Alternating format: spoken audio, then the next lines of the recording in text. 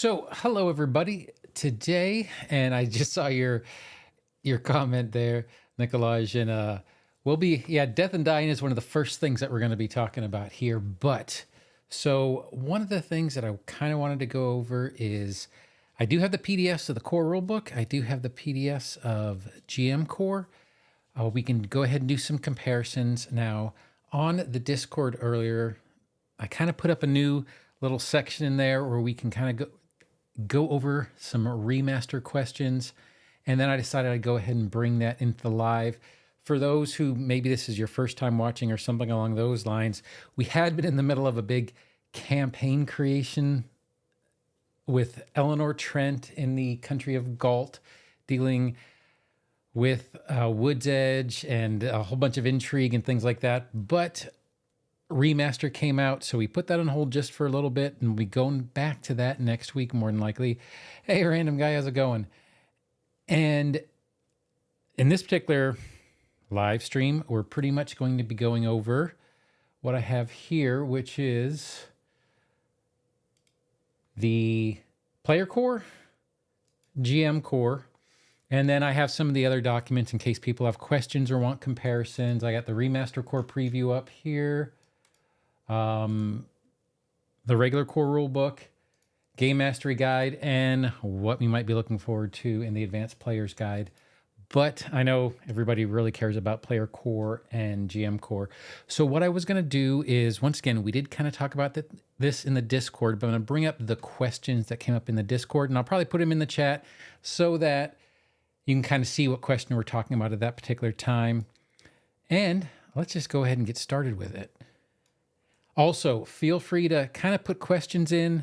I will try to keep track of the chat and answer them as they go. And then after I'm done with the questions from the Discord, we'll go ahead and start answering some of those questions as well. So to start off with, Forn actually put a question in, and that is, what did they do with alignment? So one of the quickest ways to look at it is, once again, I love this breakdown. One of the things I kind of did say in some of my reviews is they have this great little sidebar here, which does a lot of good. It lets you know where you are. It would be great if this was linkable.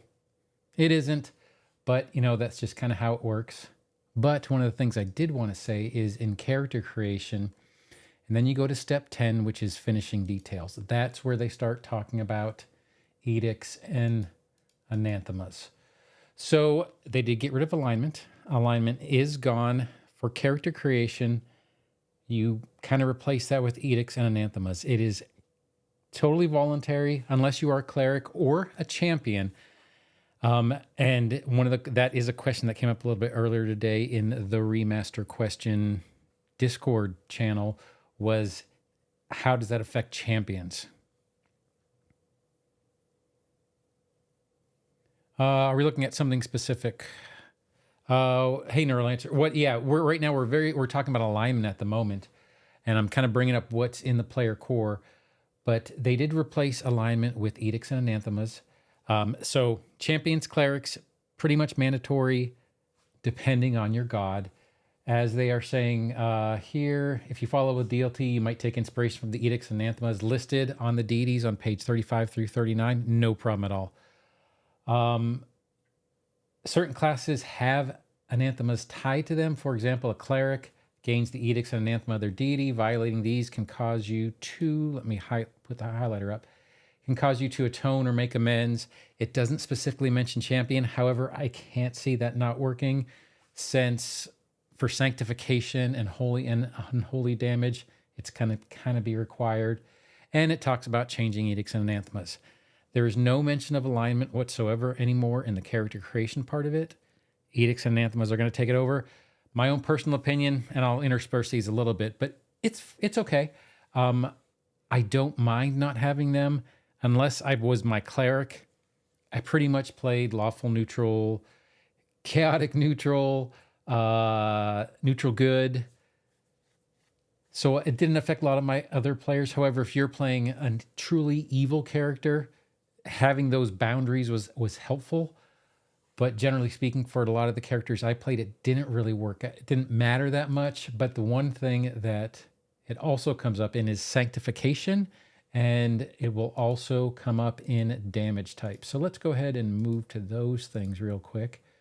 And once again, we'll just go to our glossary and index. We'll do damage types, or spirit damage is actually what we're going to be looking at. So let's go ahead and scroll down to spirit damage. Once again, if anybody wants to ask a question, feel free to ask.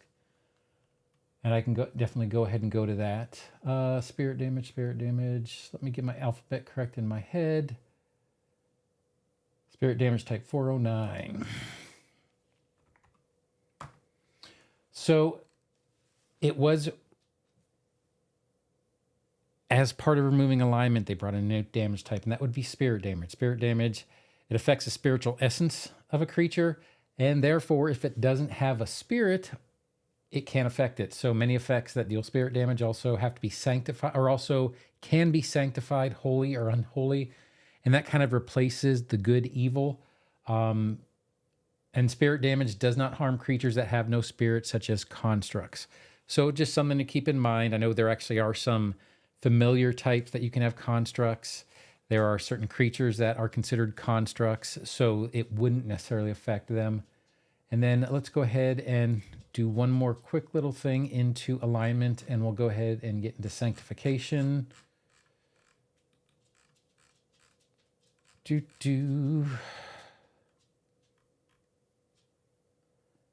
So sanctification, I want to get to the exact page. There we go, 36. 110. So sanctification, some deities sanctify their clerics and are similarly devoted followers. This gives the follower the holy or unholy trait. It's a powerful devotion, and it actually will add that additional damage type. If a monster is right now aligned to evil, then it would be good damage would do against them. And if they are good, then unholy damage would work against them. Once again, it kind of says in here that your deities, some of them are going to sanctify and some of them are not. Some of them are must choose. And then there are those that you can choose. And then there are some that don't care at all, like Nethys, or that aren't going to sanctify at all. So it really depends on your deity on whether you have to or don't have to, unless you are a cleric and probably a champion. Once again, I'm saying probably a champion because it's actually not mentioned specifically champion in here yet. And we probably won't know until Player Core 2. Although it's pretty obvious that a champion is going to have to be sanctified. Oh, you want to talk about harm and heal. I'm sorry, the void and vitality. So void and vitality are not quite exactly the same as they were in the pre. I haven't done a video about void and vitality yet, but I know that there is. I saw one today. Peppermint ice creams and get you ready to learn. Hey, Raven's Path, how's it going? Right now we're on Void and Vitality. So Void trait, effects with this trait, heal undead creatures with Void energy, dealing Void damage to living creatures or manipulate Void energy. And then Vitality, same, is effects with this trait, heal living creatures with energy from the Forge of Creation and deal Vitality energy damage to undead or manipulate the Vitality energy. Let's go to 409 and go ahead and look at that page. So on 409 we have...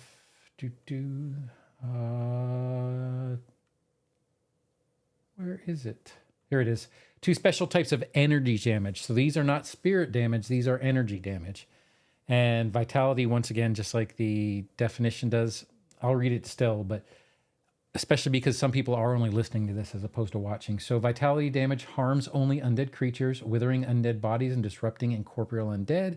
Void damage saps life, damaging only living creatures. So that is kind of the difference between the two. Is one is technically, and I actually don't want to say technically, by trait is energy damage. Vitality and void are energy damage, whereas holy and unholy are spirit damage.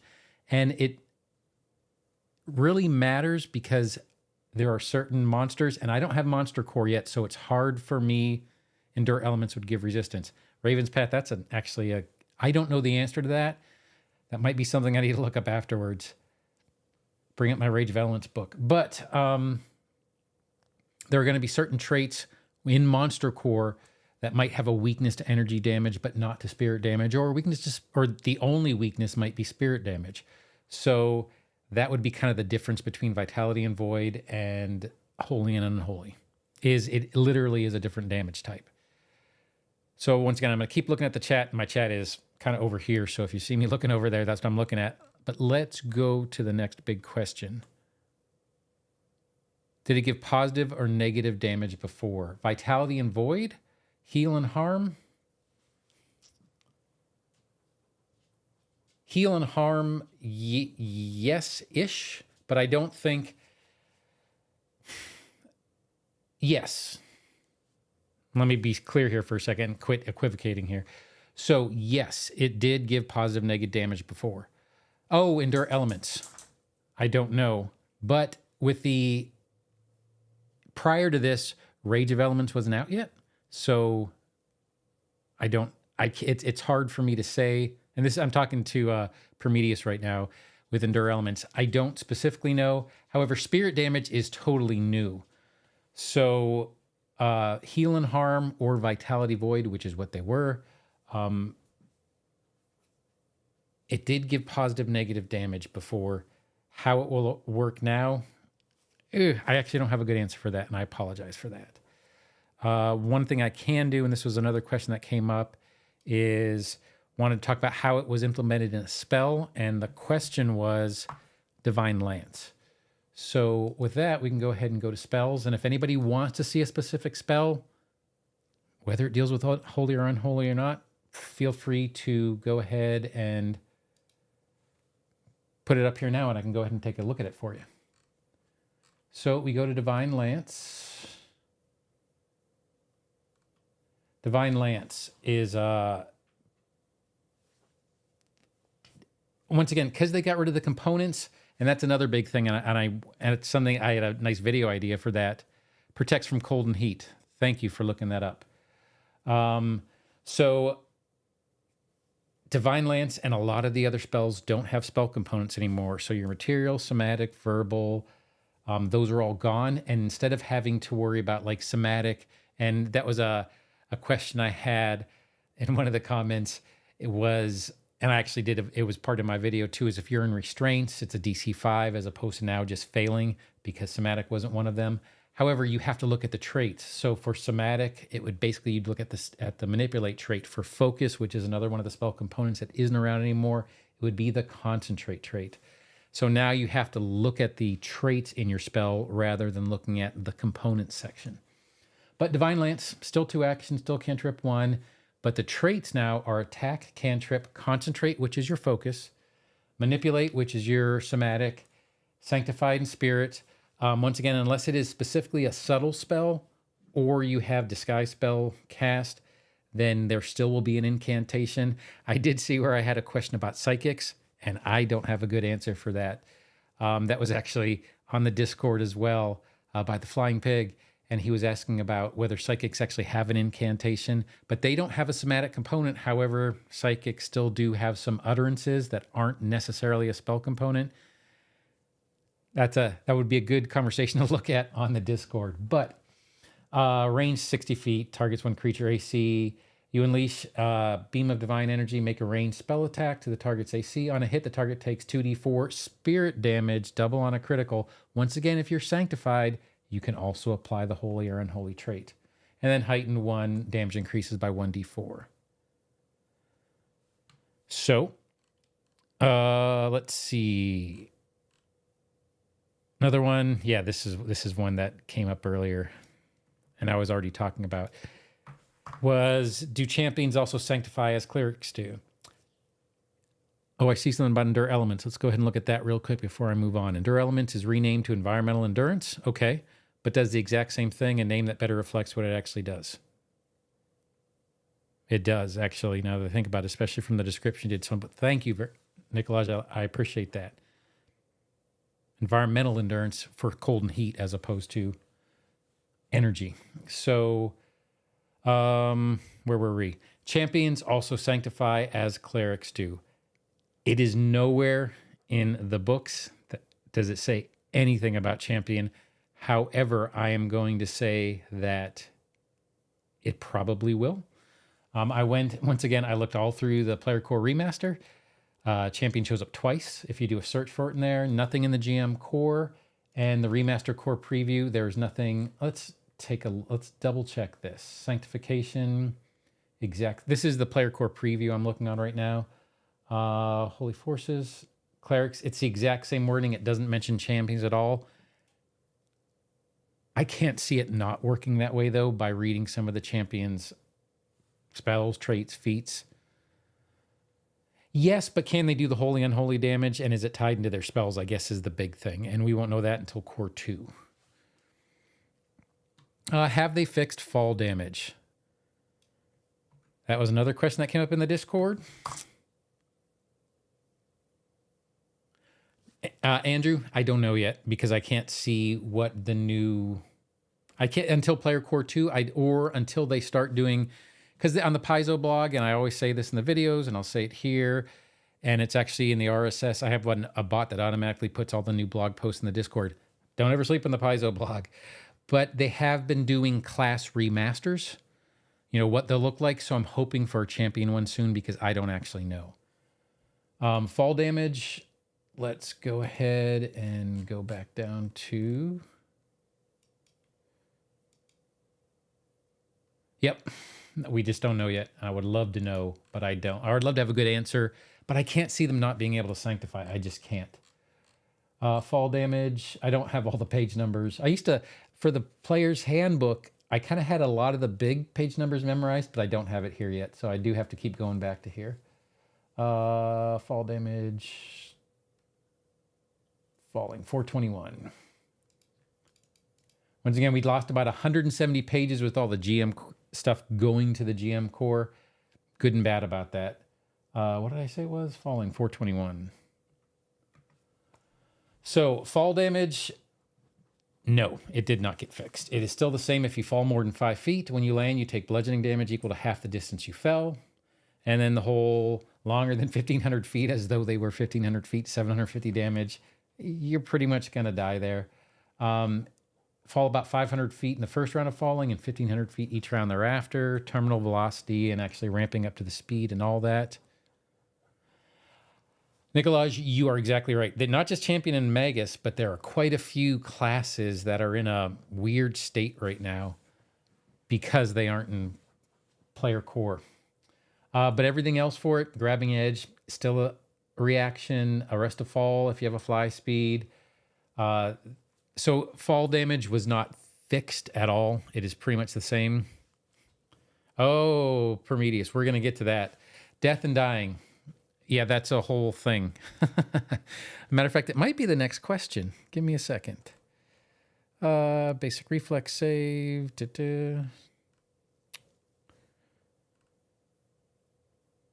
Okay, so one of the other ones that came up was...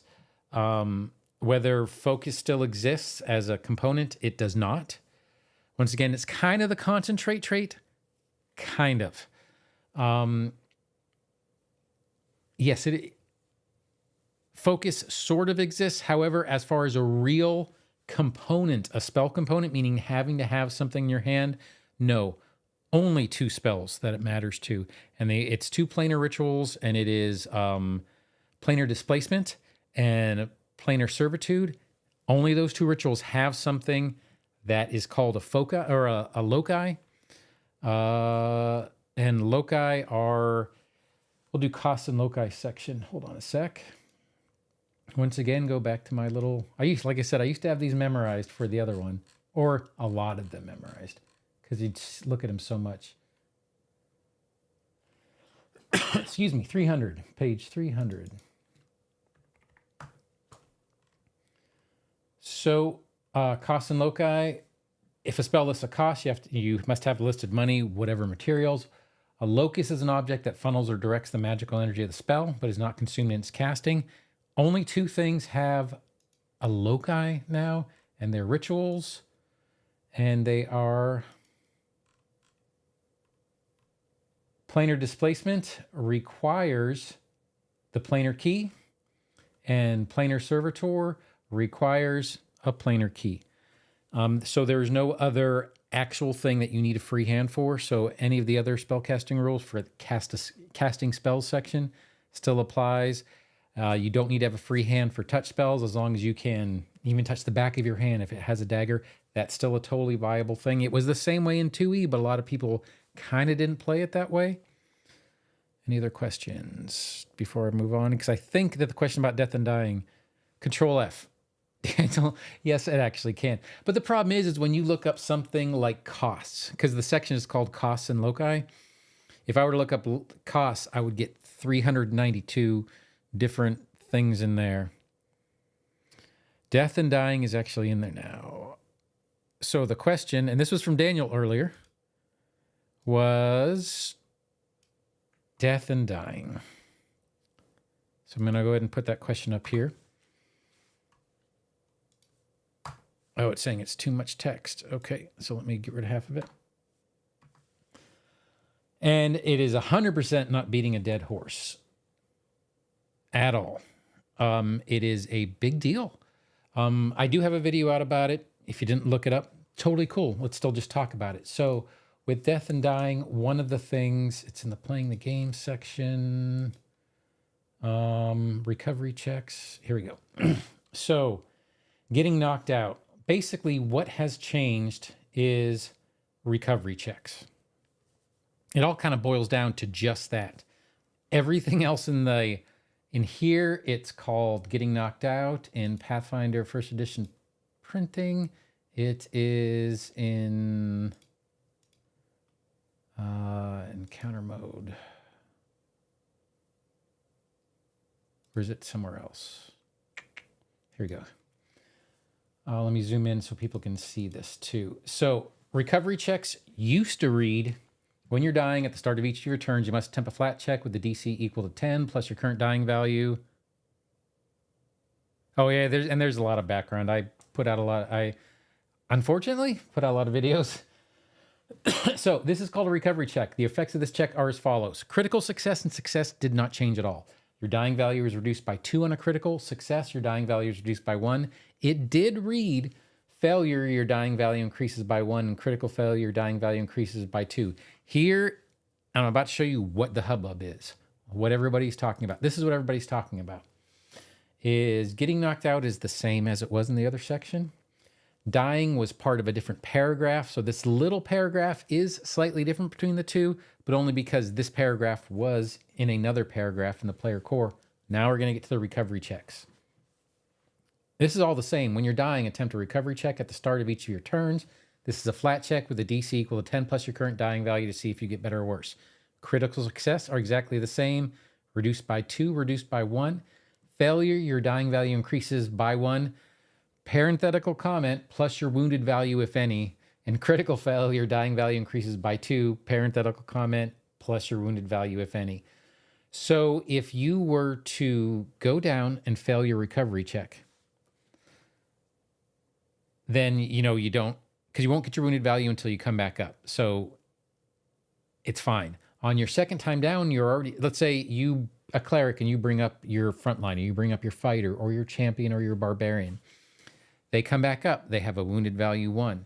So if they get hit again and critically, if they go down again, they're at dying 1. Then if they do a recovery check and they do a critical failure, then they're automatically going to go down by 2 plus your wounded value, which was 1. So they're dying 3. So they're already at dying 4 on their second check or on their first recovery check after going down once before. My thoughts on how this works. Let's see if I can go back to your question too. I'm sorry, it's a little dry here today, so take a little drink of water. Opinion on more lethal wounded recovery dying remastered rules. So I have been thinking about this over and over for the past few days. Yeah, persistent damage. Oh my Lord. If you're poisoned, I mean, any persistent damage, truthfully, fire damage, anything like that. But those type persistent damage is just going to wipe you out. Weird interaction with orc ferocity. I looked that one up earlier today. We'll get to that in a second. The orc ferocity, I won't forget that. But how it is actually going to affect you. So I will say this, and this is my experience. I have not played any of the earlier Pathfinder 2 APs. So, you know, the really first ones that came out that are kind of considered especially deadly. And even in Abomination Vaults, if you, I don't want to use his name. There's this one encounter in a boathouse with a thing that can be particularly deadly. However, it's been eroded out of the AP. I wonder why they included that in parentheses. I'll get to that in a second, Raven's Path. But it is very, very easy for a first through third level character to go down. Not just because you're dealing with new characters, although that's a big part of it. Maybe you have new players who haven't really learned that Pathfinder is a team game as opposed to an individual glory game. Nothing wrong with that. And I'm not saying there is anything wrong with that, but it's the truth. Your spellcasters aren't magical, world-altering beings, you know, once they get past level 8 or something like that. And your fighters are, actually, in truth, the fighter class is fantastic. But your frontliners are just as valid as spellcasters. So you need that teamwork element. So even with new players, it's not just that. Even if you're an experienced player with an experienced group of players and an experienced GM, it is so easy to go down first through third level. I can see it really affecting that. And one of the things I did look at was there's nothing particularly in the GM core about death or dying, except for running encounters. They have this unexpected difficulty section. Let me zoom in a little bit. Talking about what it would do if it was more difficult. But this isn't different than the Game Mastery Guide. This is actually in their GM screen. Correct. And Nicolaj, there was actually Rules Lawyer did a really good section on this, talking about the whole history. Because in the play test, it was in there. It did not make it to the player's handbook. And by that, I'm talking about that parenthetical comment about adding the wounded value. And then it was added in player core. Let's go back here because I'm getting, so everybody knows what we're talking about. So this comment was in the play test. It was out of the player's handbook and it was back in player core. And apparently, and I got notified that it was actually done by, let me scroll down here in the Discord. It was actually said on a Roll for Combat stream by one of the developers. And it was also on the Roll for Combat Discord server saying that the intent was always to have this plus your wounded value, if any.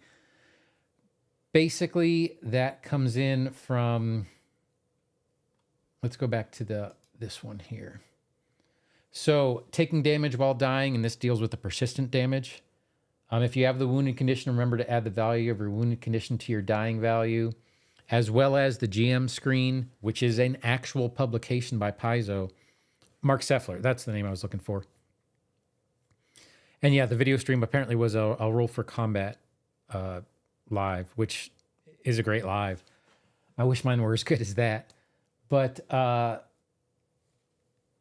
was the intent all along, was to play Death and Dying rules that way. However, I never did, and there was this all got started, brouhaha anyways, got started before the remaster even came out, and it was on a Discord, it was on Reddit, and there was a poll, and about 70 to 80% of the people play with these rules, the non-lethal rules, and only about 20% of the people. He was very confused. Yeah, and 70 to 80% of the people never even knew you were supposed to play that way. And I do have in my video, we'll bring it up real quick. So if you go to Archives of Nethys and you were to type in, and I do this and this is for the people who haven't seen the video, and it doesn't matter. I'm glad that you're here. So when I play, there are a lot of times, and even though I do videos all the time and I do quick tips and I do all this stuff for aid and all these other things, I'll be honest with you that when I'm at a table and the party's in danger, I forget rules too sometimes. So what I do is you come here and you type in recovery check and you click on it because it's the first entry right in the rules section right here. Recovery checks, that's all that's listed. It doesn't have the parenthetical comment, nor does it have any reference to adding your wounded value. So if we were supposed to play that way, if I were to go to Archives of Nethys, or if I were to open my PDF or my physical book, it doesn't, all I'm looking at is recovery checks under the big header, and it says nothing about adding the wounded value on, this is the second edition printing right here. It says nothing about it. So that's kind of where the brouhaha comes from. How do I think it's actually going to affect it? Going back to that, first through third level, adventures are going to get deadly. And I do hope that a GM takes that into account and also talks a little bit about, where is it? It's in here somewhere.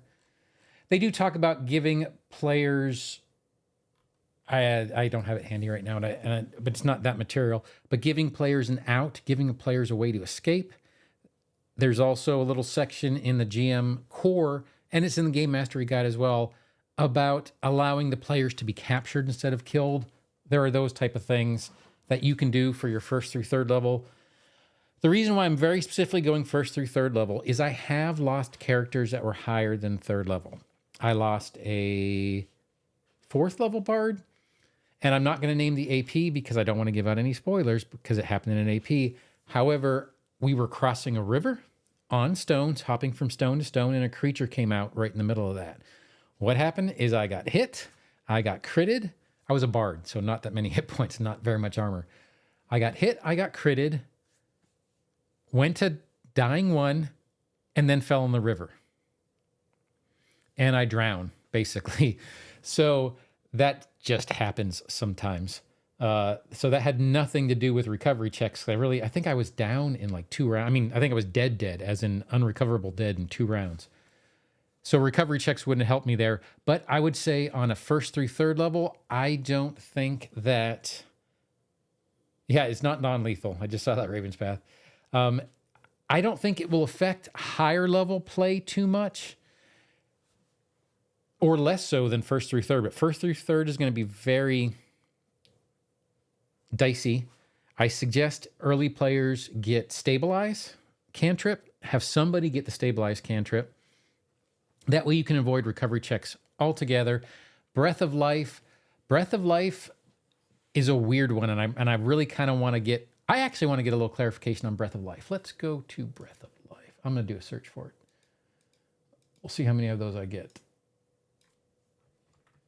A Toughness is another one.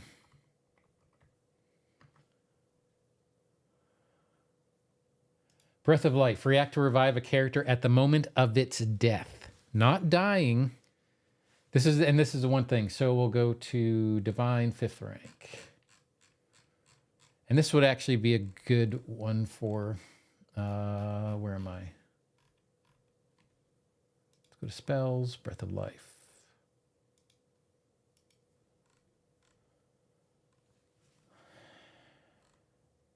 Breath of Life, here.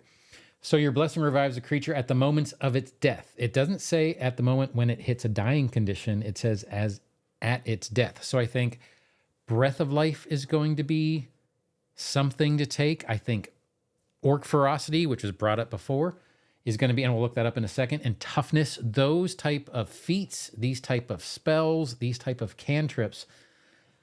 Stabilize was never a trap one, but there are some that Breath of Life might be considered a trap one because it's not very likely you're going to use it. By the time you get to spell level 5, it's not super likely you're going to be using it. Die Hard's another good one. Die Hard's actually a really good one. I played a lot on 1E, being low and getting one shot from positive. Yeah, it feels... Dying, having a character permadeath hurts. But Breath of Life is going to become... So I think a lot of the less popular or some of the feats and spells that were considered trap spells for healers are going to be considered less so. Let's go to Orc Ferocity, though, too.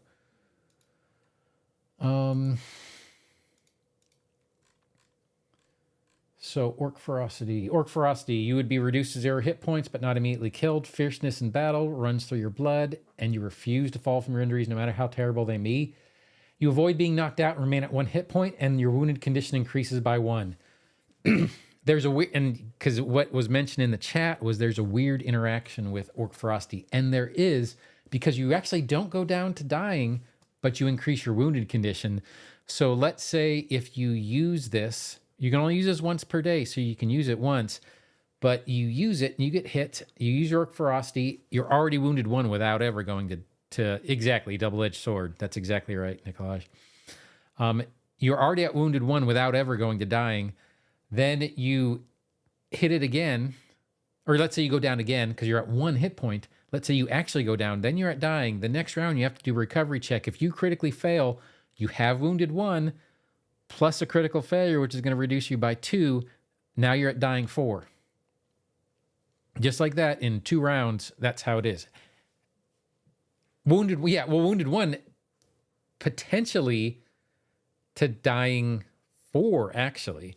So yeah, it can take you down super hardcore. That's why there are things, once again, stabilize is going to bring you up immediately. Sometimes if you can get to it before the next turn, before they have to do a recovery check, then you can prevent that stuff from happening. So once again, I think a lot of these trap cantrips, trap spells, trap feats, or things that were considered less useful once you get to higher levels, like Breath of Life and things like that, I think those are going to become way more useful. I am torn, and I've mentioned this when I first put out the video, which was 2 days ago, about Death and Dying 3 days ago. About Death and Dying, I'm going to continue to play with my version of the rules, which was this version without the wounded condition. And I said I'd bring it to the table and ask, but my inclination is to play this way. Now, we'll go back to playing the game here.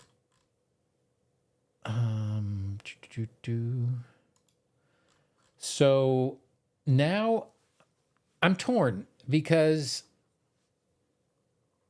if I'm playing it, truthfully, so I have 2 GMs I play with and I GM one thing. So I have one GM I play with that I would want to play the old way, not because he likes killing PCs, but he also, how to put it, he doesn't try to make you die, but he plays smarter monsters, I suppose is the best way to play. Yeah, and that's a good way to do it, is check with your players. And that's what I plan on doing. I have another GM who, playing probably a less deadly AP is part of it too. Once again, I don't want to talk about the APs themselves, although people might have heard me talk about them before. But in this particular case, I don't want to do it for spoilers. But one AP is a hard one that kind of kills you a lot. Another one is not quite so hard. So it might not be just the GM too, but it depends on the AP, which one I'd rather play. And when I'm GMing a fairly easy one for the players as far as dying goes. I'll say that. Orc Strong Together, if you really want to know, that's one I'm still GMing. Which was a good third-party, fantastic third-party one that I did a video on, did a review on, and we're still playing it, although we're literally just about done with it. Still, it's a great third-party one. However, that one, I'd have no problem playing these rules right here, simply because you don't die that much in that particular one, but it would be one to bring to the table. But I'm still torn. I kind of think I'd go a little bit of both. Hopefully that answered the question. If anybody has any more questions about Death or Dying or want to see what any other books say about any of it, feel free to, put a question in the chat and I'll go ahead and bring it up. And Nicholas, thanks again for bringing up, you brought up a few things especially from the GM screen, because I have one, but it's sitting back here and I don't have it open. Let's see, what else do we got? What other questions do we have from the Discord? We already went over focus. Death and Dying. Okay, so those were the questions from the Discord. It feels like the new rules will limit those, especially healers who want to avoid character deaths, to take certain spells, abilities, and feats to cover their bases. 100%, Jim. I agree with you there. My favorite character, I love playing support characters. And if you get on this, if you ever come back to lives or something like that, I'll talk about that all the time. And I talk in my videos all the time. I like bards. I like clerics. Those are my 2 favorites. I'm playing a kineticist now too, which is kind of fun, but is a totally different mindset. It took me about a good 3 or 4 sessions to really understand how to play. But clerics are, I will say this, I will have to start playing it where if my fighter goes down, it might not be worth it to bring them right back up unless I can get a full heal in. Like, let's say that I'm not in range for a 2-action heal. And I don't have a reach spell. I don't have a familiar. I don't have one of the other ways to get a 2-action heal to my character at, 3rd or 4th level heal. So what I might do is, as opposed to doing it when I can only get to the character one round and do a 1-action heal or something along those lines, if I am not sure that I can get to them and do a full or at least a substantial heal, it's not worth bringing them up yet. It might be worth it to stabilize them and then do something else, or do your movement, or do whatever until you have a full 3 actions in order to do whatever else you can do. Because if you have the 3 actions and you could do something like do a 2-action heal and then a battle medicine or something along those lines to get that fighter up, you'd like to get them before they do the recovery check. However, it is not super likely. Well, 5% chance. Well, it's more than 5% chance because it could be you have the 10. But let's just go with a nat 1 on a dying one. Raven's Path, who believe they do not need to be the party healer. That's true, but we'll talk about that in a second. Although they're the heal bots without any doubt. But if I can't get to that player and do a 2-action heal and maybe a battle medicine, it's not worth it for me to bring them up, because if they go down again, it just keeps getting worse, basically. Their wounded value keeps getting higher, and you keep having to add that, and it's more likely, especially if they're your only frontliner, another frontliner's down. If another one of your frontliners is actually a rogue or something that isn't quite, they have dex, but they don't have as much AC, or depending on special abilities of the monster, so on and so forth, you might want to not bring up a character until you can bring them up as high as you possibly can. But yeah, it's definitely making me rethink how I'm going to play my cleric. And stabilize, fortunately, I already had it, but in truth, I've never used stabilize. Let me think. I've never used my stabilize cantrip before, but I've always had it. Well, now I'm going to start using it. To Raven's Path thing here. Love clerics, but I'm one of the few most likely that believe that they do not need to be the party healer. But I agree that those playing healers, this will change for what they take. 100%. I will say, and this is something that one of my GMs that I play with right now kind of came up with, and that would be in the deadlier AP, is that we have meanwhile characters. What a meanwhile character is we have our main character, but then we go ahead and roll up a second character. And if someone is out, or if 2 people are out, or if we just want a change of pace, we'll go on a side adventure with the meanwhile characters so that you know how to play the characters. In other words, if your character dies and this player just doesn't come in and you have to learn how to play a whole new class in the middle and how team dynamics work and all this other kind of stuff. If a player is sick, we might bring their meanwhile character in and we level them up as we go. But my whole point in bringing this up, sorry, and to get back to Raven's Point's path, is a War Priest. And he's actually a lot of fun. He can still heal, but he's definitely not a heal bot. But I do like War Priest too. Gonna GM Crown of the Kobold King. So fun new witch tricks. Now I haven't done, that is a weakness of mine. And I will say that witch is a weakness of mine. I've never played a witch, but let's take a look at the witch. And if you have something specific you would like to look at, we can scroll through the page and you can kind of look at whatever you want. Oh yeah, for talking about a cool idea for the meanwhile characters. It is because then you already know how the character plays and you know how they would work in your team environment. I do like them. A lot of people actually don't like having a true healer in there, but I will say I have a healer, Desna, with a luck domain, and Moonbeam is a fantastic debuffer. My cleric is also a huge debuffer, is I guess the best way to put it. Buffer, debuffer, healer. So it kind of depends on how you pick it. But let's go ahead and page through the witch, and you guys can kind of look at what you would like to see. So we'll kind of cover it here. Witch, I'm not going to go through that description there, but key attribute is intelligence, hit points, 6+ your constitution. There's all this during your combat encounters. I'll go ahead and put that on the screen, but we're actually going to be looking at, let me zoom out just a little bit. Initial proficiencies, gain a list of proficiencies. I'm not going to go over that because it's the same as everything else unless you're a rogue. Trained in perception, saving throws, fortitude, reflex are trained, expert in will, skills, trained in one skill determined by your patron. Trained in a number of additional skills equal to 3 plus your intelligence modifier. So not quite the rogue skill monkey, but still pretty good. Attacks, trained in simple, trained in unarmed attacks. That makes sense to me. Defenses, untrained in all armor. That makes sense to me. And trained in unarmored defense.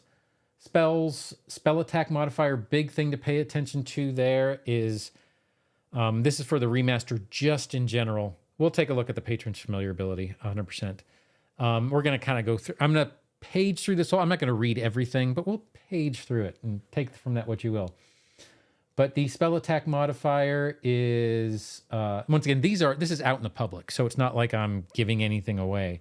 If you had a subscription, you already have this, and you have had it for, what is today's date? You've had it for 8 days, or it's been out in the wild for 8 days, so it's not like I'm really hurting anything. But, sorry, my big thing was it's no longer divine or any of those type of things. It is now just a spell attack modifier and a spell DC. It doesn't give you a magic type. Your witch advancement levels, once again, I'm not going to go through all of these, but you can take a look. Class features, ancestry and background, attribute boost. There's nothing particularly special here. It's like everything else, initial proficiencies. Patron. This is your patron here. You weren't born with the power to cast spells, nor have you spent years dedicated to worship, study, or uncovering mystical secrets. I don't want to read the whole thing word for word, but it has been gifted to you by a potent being, one who knows that by empowering you, so you'll further the being's agenda. Mysterious or distant, revealing little of their identity or motivation, so the witch just doesn't particularly know. Rather than interacting with you directly, it works through a familiar, so you have the familiar. At first level, you choose your patron, which determines your spellcasting tradition and grants you the skill for the tradition of magic. Once again, for the traditions here, and you go back up here to your spells and spell DC, it's no longer there. It's just a spell DC. Which is spellcasting. You can go ahead and kind of take a look at this. There's nothing new from the old witch to the new witch, particularly here. But you can go ahead and take a look. Or nothing that's groundbreaking, I'll say that. Spells per day. We have our little chart here. Patron's Gift guarantees you a 10th rank spell slot that works a bit differently from other spell slots. Once you get to 19 and 20. Cantrips, so then you have your familiar here. All the information there. Familiar follows the normal familiar rules, and it's a direct conduit between you and your patron, and it is more powerful than typical familiars, so just keep that in mind. Even better than some of the specific familiars, which I did have a familiar master archetype that went into the improved familiar and got a specific familiar, which is a lot of fun, by the way. Learning spells, once again, you can go ahead and take a look at that. Undying, if your familiar dies, your patron replaces it during your next daily preparations, which I always thought was kind of cool. You don't have to do anything specific. New familiar must be a duplicate or reincarnation of your former familiar or new entity altogether. So it takes away some of that. When I had a familiar die for flavor, we resurrected it. And I paid a cost too, don't get me wrong. But you normally wouldn't resurrect it. You just get another familiar. But that is kind of just integral to the witch class. Then you have the hex spells. Once again, I'm not going to cover all of these, but feel free to take a look. However you would like to do that. Then we have our hex cantrips. Special hexes that don't cost you focus points. So you can cast them as often as you like, though you still only use one hex each round. Similar to how pretty much anything else is.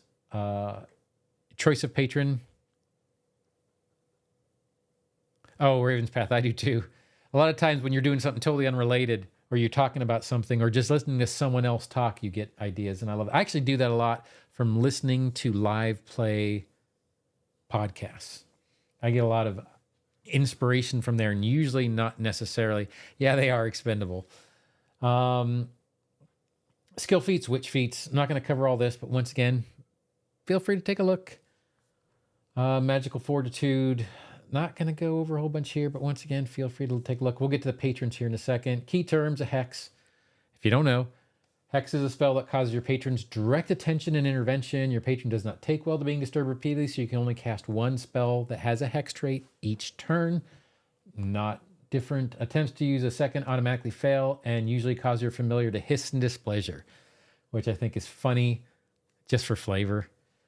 Spell shape, anything, and it can tweak the properties of your spells, usually come from spell shape feats, and we'll page through the feats as well. Must use spell shape action directly before casting the spell you want to alter. If you use any action other than cast a spell directly after, you waste the benefits of the spell shape. So that's pretty much what spell shape does. Let's go over the patrons a little bit. Your patrons determine your spell list and the patron skill, initial lesson, and familiar abilities. So these, which is feats by names, and they have the different levels in alphabetical. I do kind of want to go over spells too before we're done with this. So hopefully I'll remember. If not, someone will remind me. They now have spell lists, which is a fantastic thing. Sorry, separate. Patrons. Once again, I'm not going to read all of these. However, we'll do a little zoom in and you can take a look. Face Flamekeeper. Patron skill, religion, shocker. Anything particular I want to talk about it? Spell list is divine. Familiar of restored spirit. So your familiar is pleasantly warm and soft, seeming to wash away worries with its mere presence. When you cast or sustain a hex, one willing creature within 15 feet of your familiar gains temporary hit points equal to 2 plus half your level. So that's the bonus you get from Face Flamekeeper. Inscribe one, Arcane. Lesson of Glyph Supremacy. It teaches that the written word can accomplish so much more than it seems. You gain the Discern Secrets hex, and your familiar learns a runic weapon. And then Familiar, a flowing script. It's covered in a pattern that looks similar to letters in an unknown language, one that seems to draw attention as it eludes understanding. When you cast or sustain a hex, letters begin to rapidly change, causing a distraction. Till the start of your next turn, your familiar can provide flanking for you and your allies, or though it was able to attack. So it basically puts that threat in there. Oh, yeah. Yeah, and we'll get to that when we get to the... Thank you, Nicolaj. We'll get to that when we get to the cantrips, too. And there is the resentment. Once again, I'm not going to go over everything, but you get the occult and patron skill as occultism. Lesson of strengths and permanence. Your patron has taught you that power can be taken much more easily than it can be built. You gain the Evil Eye hex cantrip, and your familiar learns Enfeeble. And Enfeeble's still great. Familiar of ongoing misery. Your familiar seems hostile to all creatures other than you, hissing at them as if they get too near. When you cast or sustain a hex, your familiar can curse a creature within 15 feet of it, prolonging the duration of any negative condition affecting it by 1 round. It's a curse effect. I love the flavor of the resentment, although it's one of these things where I'd love to play with a witch that had resentment, but like in real life, and people like this exist in real life, I don't like them. Silence and Snow, love the name of it. I remember this is one of the ones they reviewed, PaizoCon, I think. But anyways, Primal, patron skill, nature, taught you the power of winter firsthand by subjecting you to frost and snow. You learned Clinging Ice, hex cantrip, and your familiar learns Gust of Wind. And a familiar of Freezing Rime, your familiar is cold to the touch, its breath always visible. When you cast or sustain a hex, you cause ice to form in a 5-foot burst centered on a square of your familiar space. Difficult terrain until the next turn. I have not played first edition. I kind of feel like I should get on Warhorn or even start playing and even just play a one-shot or an adventure just to kind of see. Evil Eye was buffed. Well, we'll take a look at that. But then I've never played a witch, so when we get to these particular things, and right now we're talking about cantrips and Evil Eye and things like that, I'm going to kind of show them and let you look at them, but I don't know enough about witches to tell you which ones are better or worse now. And that is one thing I will say. I'm not a great class guy. And what I mean by that is, so I did Kineticist when it first came out. I did Kineticist in I don't even remember, 4 or 5 40 to 50 minute videos. I'm not good at succinct for classes. So I'm really not your class YouTube channel. And there are a bunch of good ones out there. Spinner of Threads, occultism, harsh lesson is that fate spares no one, rising and falling in turn for all. You gain the Nudge Fate hex cantrip, and your familiar learns Sure Strike. Familiar of Balanced Luck has a spot in its body that looks like a good luck charm or bad omen. When you cast or sustain a hex, one creature within 15 feet of your familiar gets a choice of either a +1 status bonus to its AC or a -1 status penalty to its AC until the start of your next turn. Fantastic. Starless Shadow, Occult, Occultism. Lesson is darkness can hide all manner of things, best left unseen. You gain Shroud of Night, Hex cantrip, and your familiar learns Fear. Familiar of Stalking Night, your familiar is dark of fur or feather, and light seems to disappear into it. When you cast or sustain a hex, your familiar is adjacent to an enemy to which it's concealed, hidden, or undetected. The enemy becomes frightened one. That's a frightened is a great one, I actually think. A lot of things do it, frightened, but it still is a good, just a general debuff. Wilding Steward, Nature, Primal, Lessons of Wild Speech. You gain the Wilding Word Hex cantrip, and your familiar learns your choice of summon animal or summon plant or fungus. And your familiar has glinting eyes, twitching ears, or some other sign of the beast's powerful senses. When you cast or sustain a hex, your familiar gives your choice of imprecise sense, scent, tremor sense, or wave sense with a range of 60 feet until the start of your next turn. Or it can immediately point out as a free action. When you cast or sustain a hex is basically a free debt vending machine. Yes. Yeah, that is one of the things I really heard from a lot of the reviews of the Witch class. Even pre-remaster when they were just doing player core and some of the Paizo blogs is that the Witch actually makes a lot more sense now and the familiar matters. And you have the lessons. Hard one for me to review or go over, say they're better or worse, but I'm going to give a second for you to kind of take a look at them. Then we have the greater lessons. It'd be a hard one for me to talk about simply because I haven't played a Witch. Thank you for coming on, Prometheus. A lot of times not a lot of times. I have done a few Saturday ones and usually early in the day, but I appreciate you coming on really a lot. So you have a good night. Greater lessons here and then major lessons. Once again, feel free to take a look at them. I can't really review them for you because I never played a Witch. And I don't know that. I know mechanically how they work, but I don't know what makes them good. And I don't think I've actually ever played with a character that used a Witch before. I probably need to do one. Maybe put something together there. Then Witch feats. Once again, not going to go over all of these. However, feel free to kind of page through, take a look at it. You have your normal ones. Cackle, which is actually a funny one. Letting you sustain a magical working even as a quick burst of laughter leaves your lips. You learn the Cackle Hex. Cauldron, Counterspell. Oh, okay. Thank you for letting me know, Nikolaj. Reach Spell, just range extender, just like it is for anything else. Widen Spell. Burst, Cone, or Line, doesn't have a duration. Same thing as the other spell does. Witch's Armaments, this is where you get the nails or the iron teeth or the living hair. Second, you can take, for the Witch's Armaments, you can take it more than once, giving you a different attack. All right, talk to you later, Raven's Path. I appreciate you coming on and being part of the live. Thank you very much. So, second level, once again, I'm not going to go through all these because it would take hours.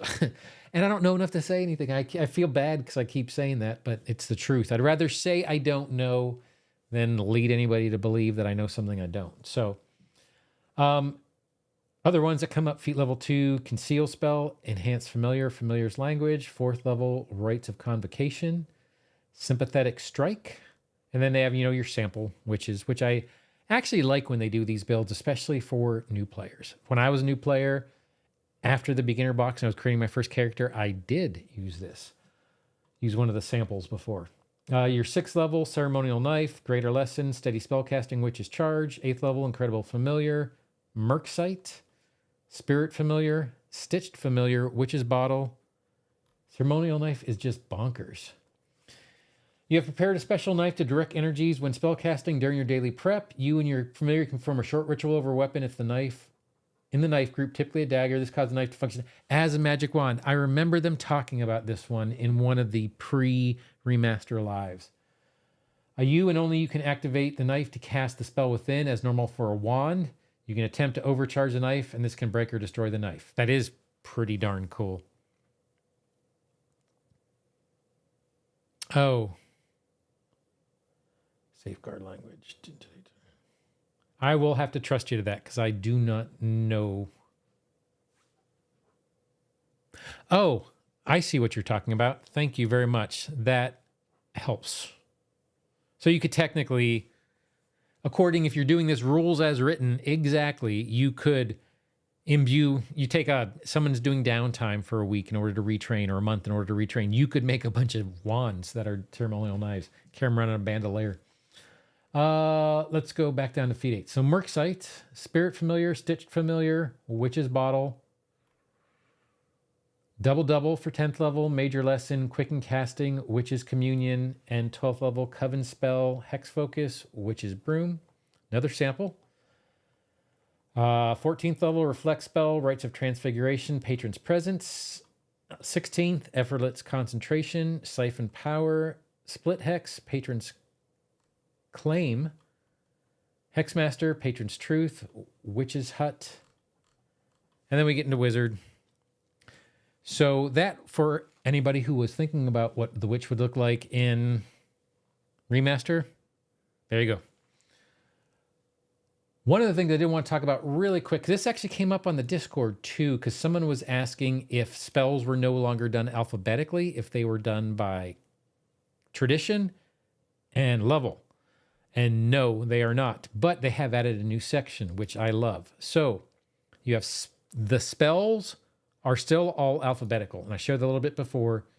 The spells are still alphabetical, regardless of spell level, regardless of tradition. So super easy to look up. But when you're picking spells, I love this spell list section, because if you are looking for, if you're a cleric and you want to go to divine and you want to find out what cantrips you want to do from the divine tradition, they're right here. And it gives you, it doesn't give you the spell, but it gives you a sentence that tells you what the spell does. It kind of gives you a good summary of what the spell actually does. And I think that's a fantastic thing for new players. It's a good point, because a dagger isn't going to cost that much.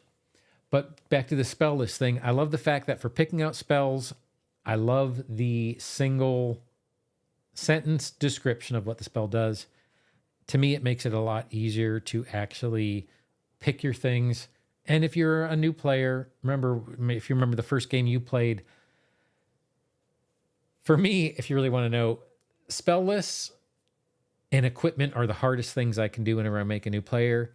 Even now, not so much for new players, but let's say I had to create a 5th level wizard, 5th level witch, doing the equipment. Oh, I hate it so much. They do have kits now. If you go to the equipment section, although they had the kits before, so I was wrong in saying that before. Where is it in the kits? Yeah, quick equipment packages. Yes, they did. Oh, we'll go back to the divine thing in a second.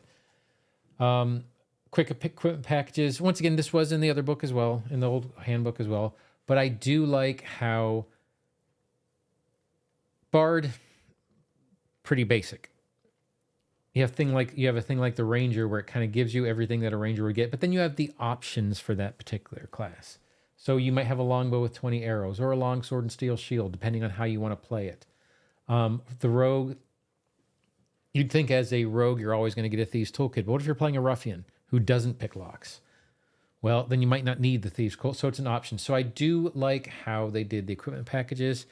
Then the other big one is right below it, which is kind of why I went here.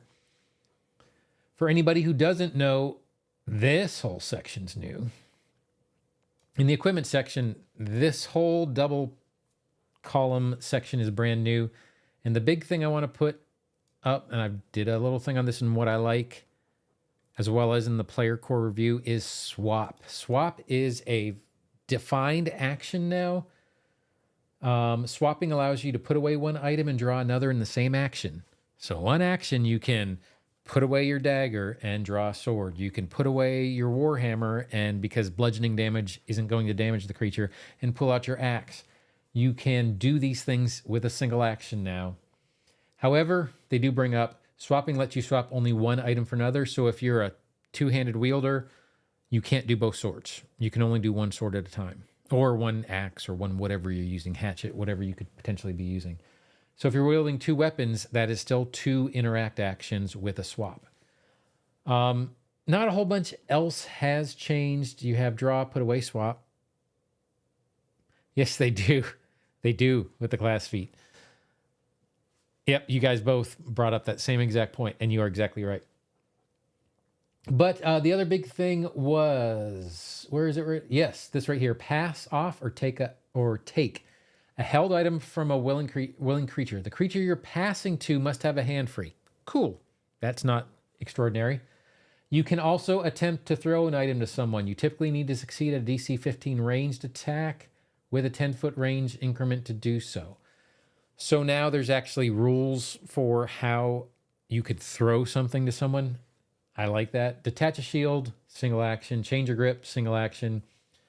Retrieve a stowed item, single action. Release. There's nothing special about release, but it's nice that it's actually in the equipment section.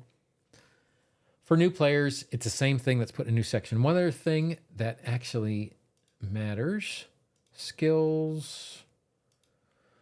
Athletics. That a lot of people might have seen stuff about. Where is it? Where is it? Where is it?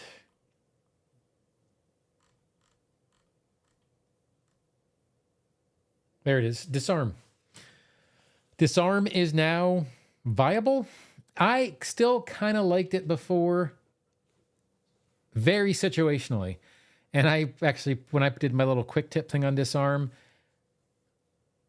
some people took me to task in the comments of that video because I thought it was good and a lot of people don't like it. Let's see. They kind of forgot to clarify whether or not equipping a shield takes an extra action. I'd have to look that up. I didn't. Now that you mention it, though, with the interact, you're probably correct because it's not specifically defined. They specifically defined a bunch of things. I'm going to have to take a look at that. Disarm. You have at least one hand free. The target can't be more than one size larger than you. So still critical success. You knock the item out of the target's grasp if it falls to the ground in the target space. Cool. Same as it was before, pretty much. Here, the difference now is the success condition. You weaken your target's grasp on the item. Further attempts to disarm the target on that item. Gain a +2 circumstance bonus. All that other stuff. Once again, situationally good. And the target takes a -2 circumstance penalty to attacks with items or other checks requiring a firm grasp on the item. Ah, I got you. Where are we to other checks requiring a firm grasp on them? The creature can end, this is the difference. The creature can end the effect by interacting to change its grip on the item. Otherwise, it lasts as long as the creature holds the item. Let's go to the old version of disarm.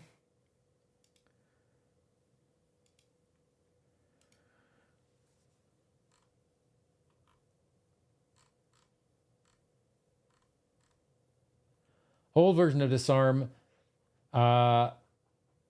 you weaken your target's grasp on the item until the start of the creature's turn.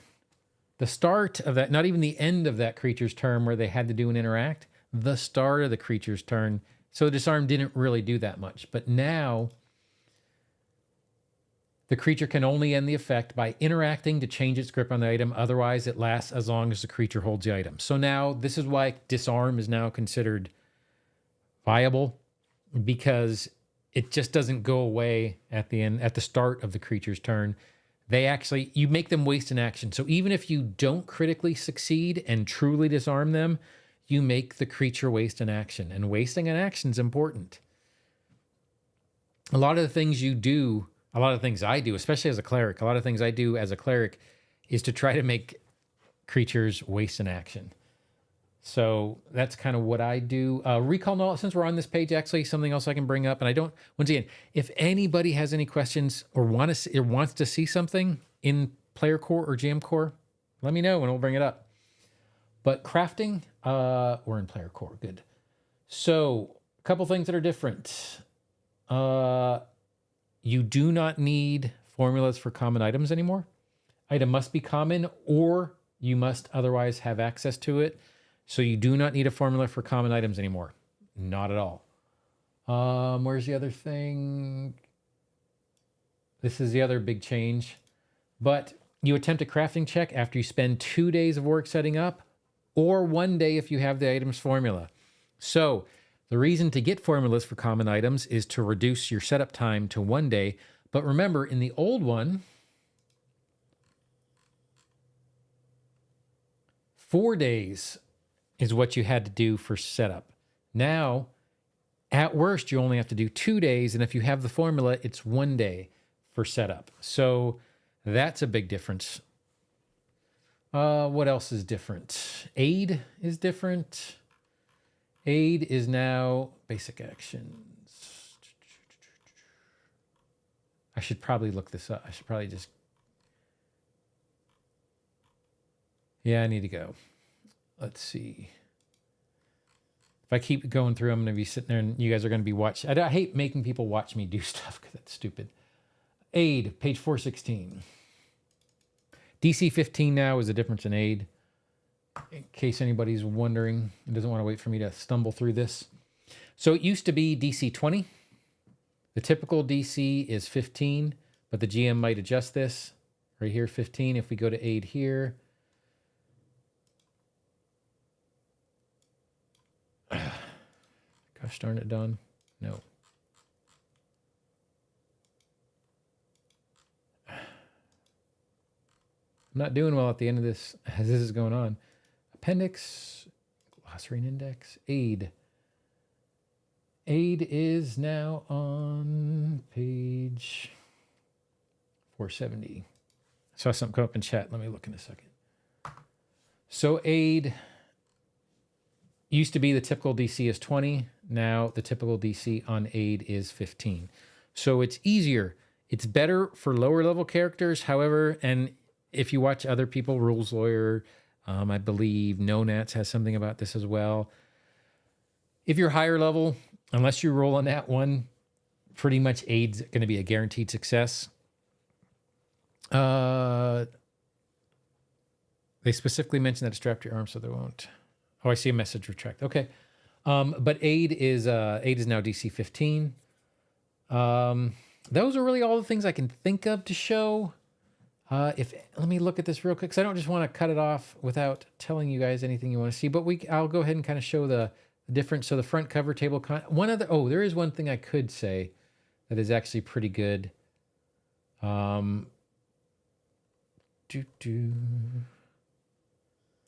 So the Lost Omen section. So from the Lost Omen section, basically you have,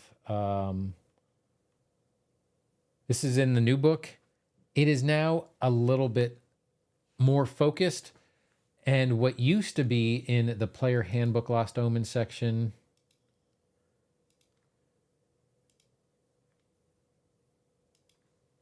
page for page, picture for picture, even these things, these same pictures with these same descriptions, anything that was in the player's handbook in the Lost Omen section is now in GM Core, and the Lost Omen section in the player handbook now actually tells you, I consider, more vital information to the player.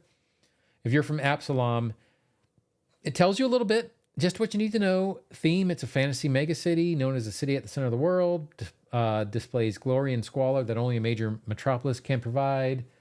So on and so forth. But I love this example characters. So if you're a new player and you want to say, well, my characters, you're playing Beginner Box, or you're playing Abomination Vault, and you want to say your characters from Absalom, it gives you some example characters that you could start with from a mega city. Or if you want to do the Eye of Dread and the theme is horror and war, well, you could come up with example characters that fit in with that particular theme. Heck, you could use Eye of Dread example characters for like Galt, or for some of the other regions that are pretty bad. Although you can't get into Galt because of the political things. But I do like the new versions of Lost Omens in the player handbook. I think it's more important to the player, where what was in it before, which is what's now in GM Core. And a lot of people, and I think people said it in the comments on the video, and people have said it on my Discord too. I believe it was on the Discord as well, is that this really is more important to the GM to know a little bit more about the houses and the big cities and so on and so forth. That's pretty good to know if you're a GM, not super vital if you're not. And if you're a GM, then you probably have the Lost Omens World Guide or City of Absalom or High Helm or those type of things if you're going to be playing in there, or you're going to go to Archives of Nethys to get it. Now, the only other thing I can potentially think of to say, and it's not up yet, we'll go ahead and go to Archives of Nethys main screen. They still haven't updated since the 18th of October, but they have said on their Twitter, on their BlueSky, and I believe I heard it in maybe live or something like that, Archives of Nethys is going to be putting the remaster up. They're going to have both versions, and they're talking about potentially having like a little toggle over here somewhere in order to toggle between the remastered rules and the 2E rules. I know there is one comment I got, especially when you get to Game Mastery Guide here. This is the old Game Mastery Guides, and you get to variant rules. So a lot of these, they only brought in 4. But if you want to do point buy, or you want to do things like stamina is a big one. That's the one they were specifically talking about. So and it's almost a trope at a certain point, but stamina is one of these ones that's not in the remaster. So new players post remaster aren't going to know these exist. Yes, they're going to exist on Archives of Nethys, and yes, they can go and look them up.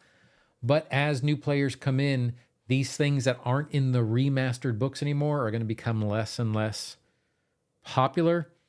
So at some point, I might take a stab at some of these old systems that are still viable. Remember, and I've actually had this argument in some comments as well. So I'm going to say this, but I'm going to couch it as in, oh, I have no idea, Nikolaj, but I'm so interested in Starfinder Remastered. But these old books will work with the new remaster, whether you consider the remaster a new edition or not, because some people are saying, well, they call it the remaster edition, but they didn't give it a 2.1 or a 2.5 or a Pathfinder 3rd edition. So is it a new edition? I don't know. That's a semantic argument to me at this point. But these rules will still work in the remaster. They're just not going to be available, and people will start forgetting these things. So I might actually start doing videos on some of these old ones that aren't moving up. The ones that did move over, if you're interested, is was it in playing the game? Oh, I think actually I take that back. It's not in the player core, it's in the GM core. If you start going into, like, the subsystems are all the same. Where's the variant roles? There we go. They've only included automatic bonus progression, free archetype, level 0 characters, and proficiency without level. All of these other variant rules, ability score variants, alignment variants, deep backgrounds, feats and features, magic item variants, stamina, those are all no longer there. So that's a loss, I think, but it kind of is what it is. I do really like the new alignment of player core and GM core. I do like the fact that you could buy one book and handle both before, but GM core, and if you really want to know, I didn't go over GM core. My GM core video is so much smaller, and that's mainly because GM core didn't change that much. They really just combined everything in a super logical way and removed a lot of redundancy and removed some variant rules. But in general, this didn't change that much. The one thing I will say is a super big loss for me and for a bunch of people from what I've seen and the reactions to it, NPC gallery is gone. I hope it comes out in Monster Core, but the NPC gallery that you got in the second edition Game Mastery Guide, this whole thing here doesn't exist. So I'm assuming it's going to be Monster Core. And someone told me in a comment on the video that they heard that it was coming in Monster Core. So that's good. But unless there's any more questions, and I'll kind of mess around here for a few minutes, but that is pretty much all I have to go over today. So I'm not going to belabor the live and keep people up for too much longer. But that is pretty much all the questions that I've had on the remaster so far. I have both documents. I'd be more than happy to kind of show anything or clear up anything that anybody wanted to look at. But I think it's a fantastic addition to what we're doing. I think that aside from Death and Dying, which I still haven't wrapped my head around too much, every change can have their bad side to it. Once again, I talked about the spell tradition, the spell components, and the fact that now you have to look at the spell traits in GM Core. How did the infiltrate system change? We'll take a look at it. So in one of the no PC-like NPCs in the first Monster Core. Darn, I was hoping I wouldn't hear that. So on one of the lives, I believe it was Logan Bonner, said that they were looking at redoing victory points. If they redo victory points, they're redoing all the subsystems. Anybody who has been on my channel for a while, I love me a good subsystem. Man, I love subsystem roles. Infiltrate, I don't think they changed it. They didn't change victory points. They didn't change chases. What I haven't done is this. What I haven't done is I haven't done a,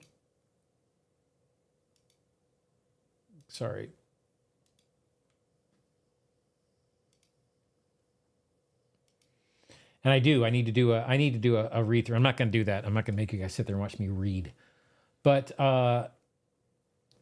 even looking at like the page layout, it's kind of the same.